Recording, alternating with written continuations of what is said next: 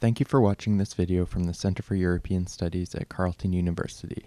This project has received funding from the European Union and Carleton University. The views expressed in this video do not reflect those of the European Union or the Center for European Studies. Hi, I'm Merrick Eby with the Center for European Studies at Carleton University, and I'm joined today by Dr. Michael Johns. He is the chair of the Political Science Department at Laurentian University and also the Vice Dean of Arts at the Barrie Campus. Dr. Johns has been at Carleton University today to give a lecture on issues of intra-EU migration and social cohesion in the European Union. So thank you for joining me today, Dr. Johns. Thank you. So how is migration within the EU between member states of the EU? How is it unique, or how is it different from sort of normal international migration? It's actually quite fundamentally different when you're talking about the intra-EU migrants. If you imagine that if I was to want to move to Britain or Germany, I would have to go through the Ministry of Immigration. I would have to fill out forms. I would have to meet whatever standards that the government would set for me. And then I would have to see if they accepted me or declined my application.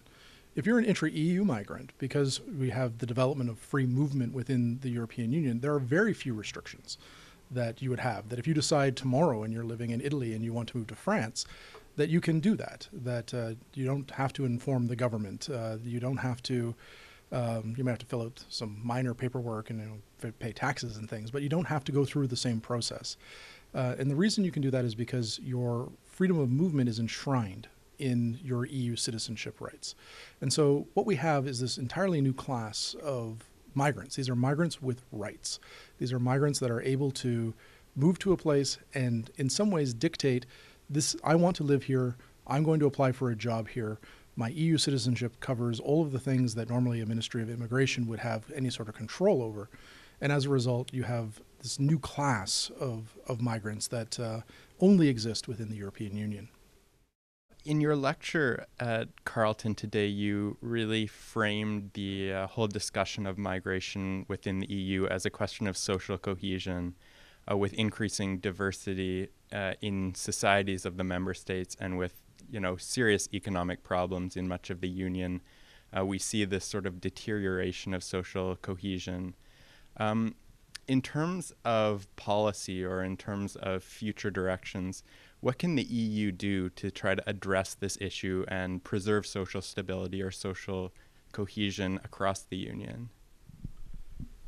The EU better do something, because social cohesion, to me, and what I talked about in the lecture, is sort of the overlying problem that the EU faces, and that the economic crises that it's facing around the EU only exacerbate the problem. That it's with these economic problems, people are looking for someone to blame. The easiest group to blame are minorities, are immigrants, or in this case, intra-EU migrants who have moved there trying to find a better life.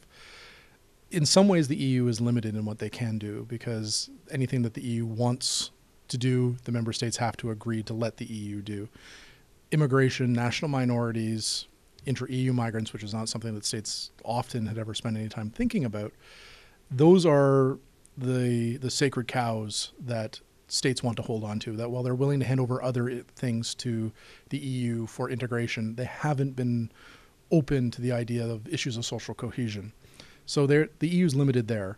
It can provide direction. It can use pre-existing elements, such as the European Court of Human Rights, such as the Justice and Home Affairs areas of the EU and some of their legislation. They could bump up and enforce some of the legislation and some of the areas that it already has.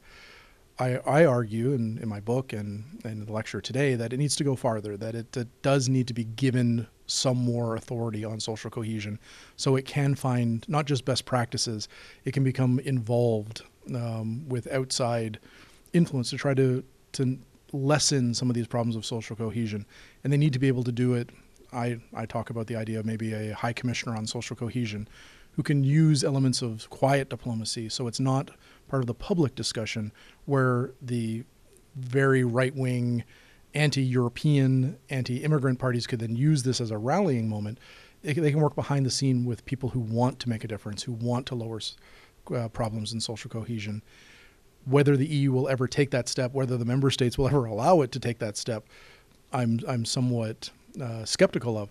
But that's the sort of work that needs to be done, because this matter is critical, and the EU is going to have to take some responsibility. It has set the conditions, whether it's double standards in treatments of national minorities, whether it's rules on immigration integration, or whether it's the creation of intra-EU migrants who have rights through the creation of European citizenship and free movement. The EU created all of these conditions. It has to be involved in the solution, because clearly states are not able to do it on their own. It's unfair to ask local communities to do this on their own. There has to be something to provide some oversight, and that has to be the EU.